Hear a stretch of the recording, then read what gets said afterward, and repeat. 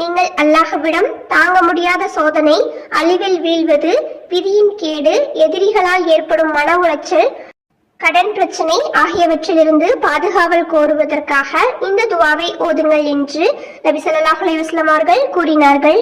நாம் நம்மளுடைய இக்கட்டான சூழ்நிலைகளில் அல்லாஹ்விடம் மட்டும்தான் நம்மளுடைய கோரிக்கைகளை கூற முடியும். அவ்வாறு நாம் கூறி நம்மளுடைய அமல்களை செய்தோம் என்றால் இன்ஷா அல்லாஹ் லேசாக்கி கொடுப்பான். இப்போது அந்த அமல் என்னன்னு பார்க்கலாம். அல்லாஹும்ம இன்னி அஊது பிக்க மின் ஜஹதில் பலா வதர்கி ஷகா வஷூயில் கலா வஷமாதில் அஹ்தா.